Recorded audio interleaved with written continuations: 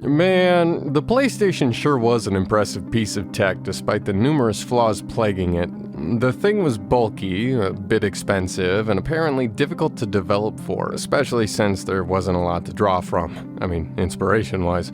3D gaming was new, brand new. Nobody had really done it yet for a home console before the 5th generation. Imagine you're a sprite artist for Nintendo and you just got done with Yoshi's Island or whatever, and then Miyamoto's like, hey yo, check this out. Make that look like a person. It's utterly insane to think that humans have figured out how computers work to any degree. If you were to ask me to build a CPU right now, I couldn't. Hell, I'd wager 99% of humans don't really know how to make anything at all, but here we are. How anyone learned to do anything at all besides basic hunting and gathering is immensely riveting. The things that humans have done and continue to do in terms of technological progress is dauntingly frightening in such a way that humbles me to the core. It's truly awe-inspiring what we're able to do with computers nowadays as a medium. Now imagine you'd rather play this. I mean, yeah. Just because we can make something look realistic and crazy good doesn't give it inherently more value over this. Realistic means complex. Complex isn't always a good thing. Sometimes we just need a simple experience, both mechanically and visually. Plus, I do have quite a lot of nostalgia for this era of gaming, a simpler time that I constantly revisit through buying old video games and systems to play legally. Crow Country, the game you're seeing right now, is good. In fact, it's great. Maybe even awesome. At any rate, you should play Crow Country.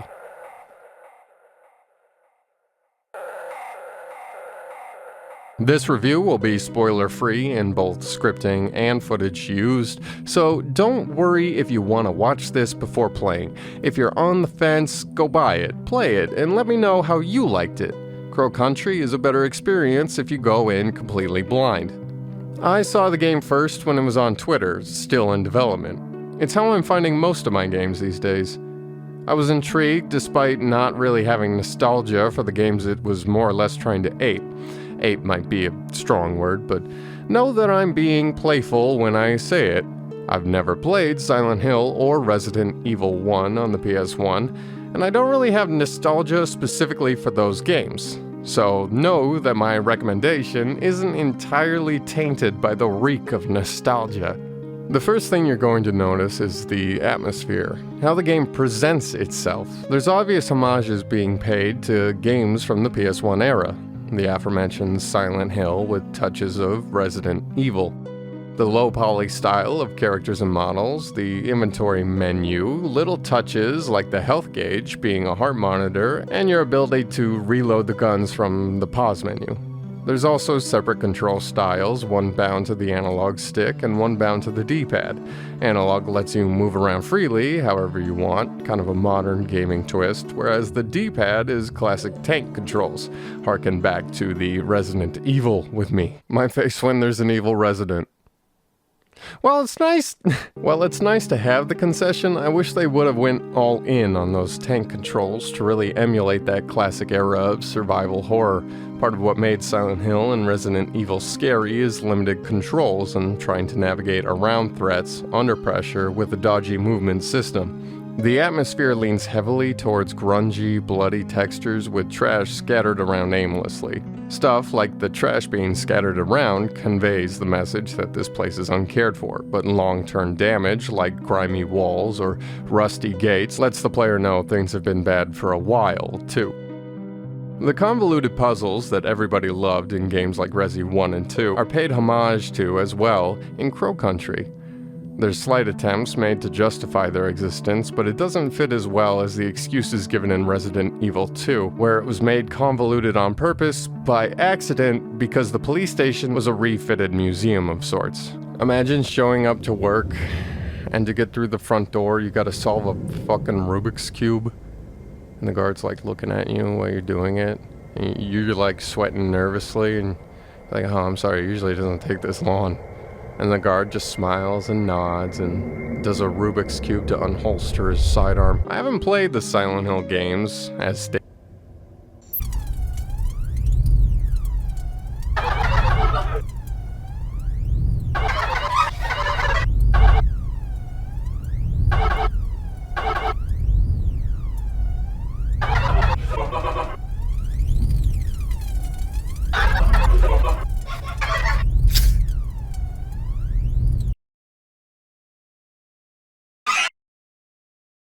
I haven't played the Silent Hill games, as stated, but I can recognize some obvious inspiration from Silent Hill 3, given the slow decay of a theme park towards something more dingy and sinister. It's not entirely fair to compare this game directly to Silent Hill, but with the art style it's emulating, I'd say it'd be hard to avoid. And since Crow Country is all in your face about it, it's a hard comparison to drop. One might think that starves the developers for creative ideas, like anything new might get drowned out in a sea of old. Maybe the players won't notice some subtle innovations. The whole thing is a real catch-22. It kind of shows my age how little I care about emulating something that isn't from too long ago. But for consoles and the progression of video games in general, it may as well be an eternity. Like, imagine if this game was trying to emulate PS2 era of Silent Hill. Imagine how bad that would be. Even worse, imagine if they tried to remake Silent Hill 2, and it looked like this. And this. By the way, it's kind of ironic how I'm playing a game that's trying to emulate a PS1 style on a PS5. That's like using a 50-core Threadripper to play Pong. These kinds of details aren't distracting and aren't a point against the game in any way. If you've never played or watched someone play the Silent Hill franchise, it's not like it's going to detract from your Crow Country experience. But the homage goes further than the visuals. Crow Country's soundtrack is equally impressive. Creepy tones, intense atmospheric synths, and oohs for days. It's something I can really vibe with. When I was a little kid, I used to love theme parks, or at least the idea of theme parks, since I didn't really go to theme parks as a kid. And a crow-themed theme park is a neat idea. Look at these fuckers. They're cute. Do you think they were here while the park was still running? Like, little Timmy would be eating his ice cream and then the crow would swoop down and peck out his eyes. And all the while, Ackroyd's soundtrack be slapping in the distance, as it usually does when he contributes to any given project. There's a breadth of tunes to choose from, and not all of them are soul-crushing horror atmosphere vibes. Some hint at optimistic dispositions. Occasional optimism leaks out into these tracks, making them actually quite comfy.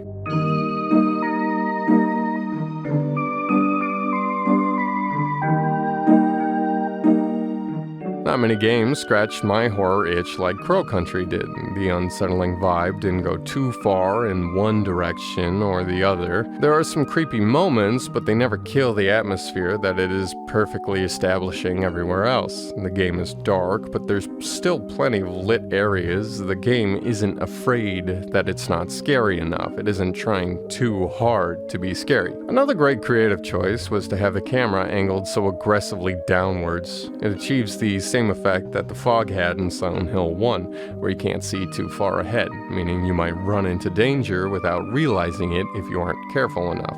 An over-the-shoulder camera may have worked as well, but the angle they chose pairs well with the graphics of the games, kind of like we're looking into a little diorama.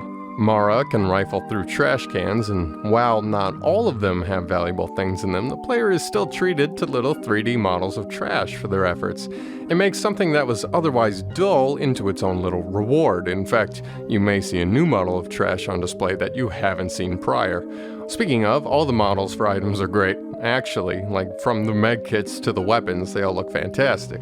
Crow Country has quite a lot of little cool moments that give it a sort of charm that I don't really see in many other games these days.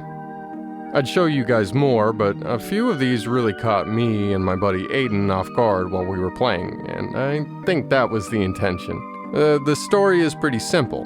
The year is 1990. You play as Special Agent Mara Forrest, who is heading to an abandoned amusement park to investigate the park and its owner, Edward Crow. Along the way, you'll meet a few other characters who just so happen to be visiting as well, each for their own agendas. Things move forward at a steady pace, and new beats are introduced to the plot, keeping things interesting along the way. And that's all I can really say. I don't want to elaborate further because I feel a great deal of the game and its enjoyment lies in uncovering the plot for yourself, the whys of everything. Who did you encounter, why they're there, etc.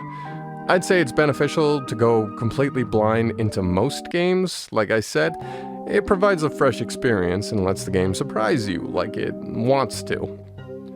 I don't really have anything else to put in this section, so let me just look through my crow-themed joke book.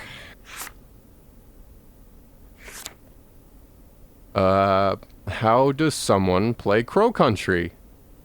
With caution.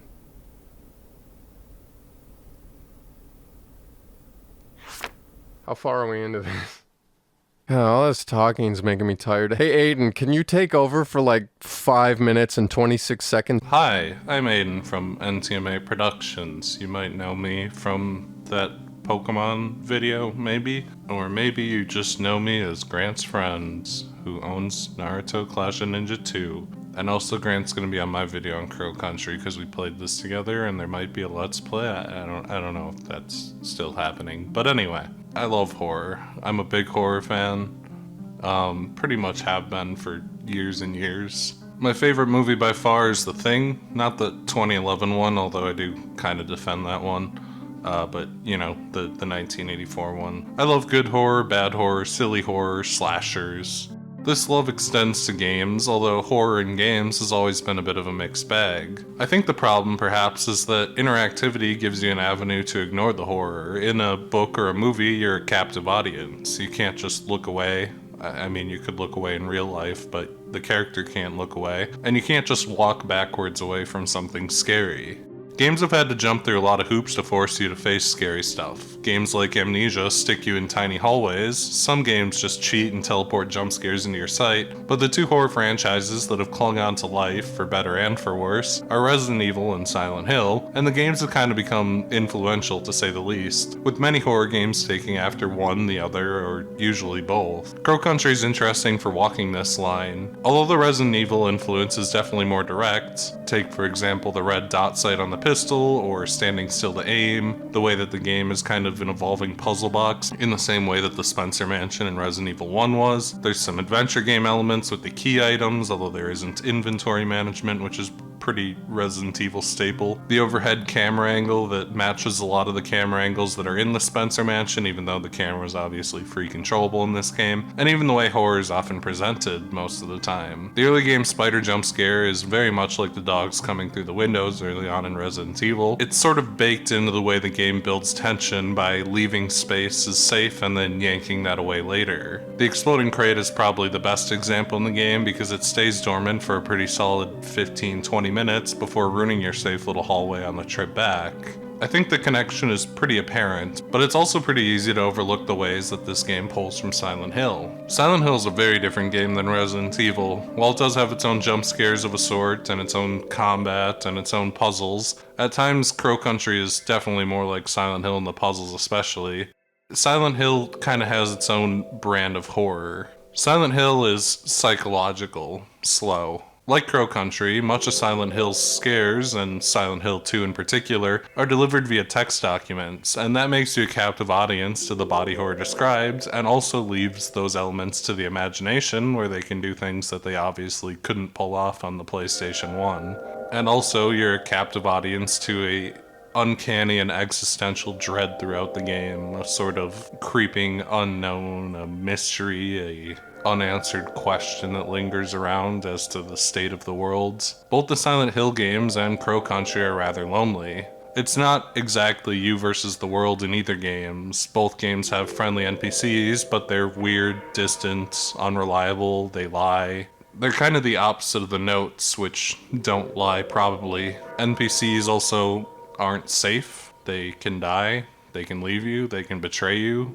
They have their own motives and their own stories, and you really don't get to see all of that story.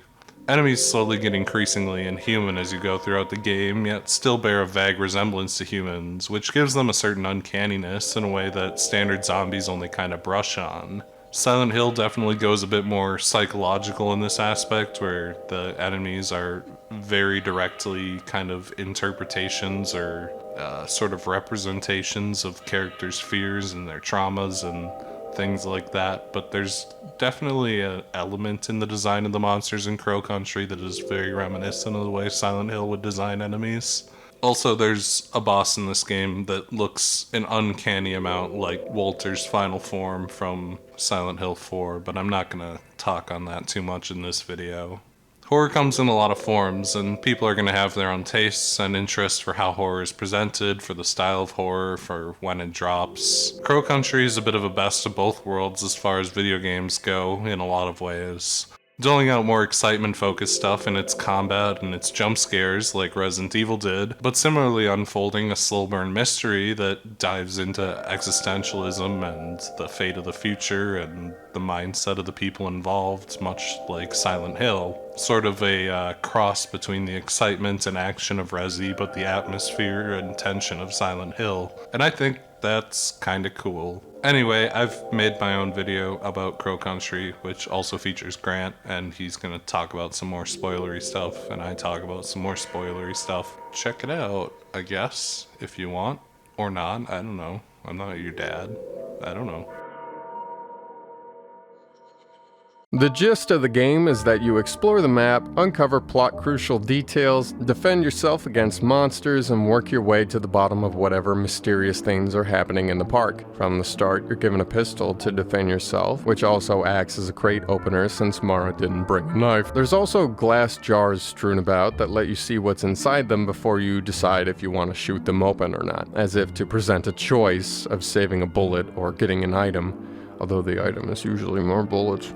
But, you know, it's always beneficial to use your bullets. Eventually you'll bolster your arsenal, add a shotgun, magnum, and flamethrower to the mix, as well as grenades you'll occasionally find laying around. It's all you need to keep things interesting, really. Mara isn't Leon Kennedy circa Resi 4 and doesn't need a rifle and a TMP to get the job done. Resi 4 benefited from having such an expansive line of weapons to use and screw around with, but I feel like adding more guns to a game like this might diminish it in some ways. It's survival horror, not action horror, and only having a pistol for a good portion of the game kind of reinforces that. And it made the act of finding the shotgun finally far more rewarding and cathartic. The handgun gets the job done, your pea shooter that can plink most enemies to death, dealing more damage with headshots. The shotgun is your general room sweeper, something you don't really have to aim precisely to get the most out of it. The Magnum deals a lot of damage, but ammo is also restricted to secret stashes scattered around the world. Finally, the flamethrower is a flamethrower, and was the very last thing we got, and because of this, we didn't really use it. Each gun has an optional upgrade associated with it, given to you by these little empathetic mushroom fellers found inside secret spots. 4 upgrades in total, all doing something unique for one of the 4 weapons, are a great reward for exploration and are far better than just finding magnum ammo. Each gun gets their own laser as well, helping differentiate them at a glance. The map itself opens up fairly quickly, so you'll be able to get quite a lot of secret hunting out of the way before you get too far into the game. It's dope how you have to find the map inside the areas before it shows up on your screen, too. Really lends itself to the feeling of being a foreign entity in a familiar yet corrupted place. It's like going to Disneyland, but you stop at the Blue Bayou restaurant, you sit down to eat, but there's a guy on the other side of the restaurant who keeps staring at you, so you just eat your food, occasionally glancing up at the guy, and he's still just he's still staring at you. So you tell your dad, and your dad looks up, and the guy's gone. So, of course, they don't believe you. So your dad tells you that you're just imagining things, and then your family, they go back to the hotel for the night. And you can't really sleep, so you go to your window, and you look outside, and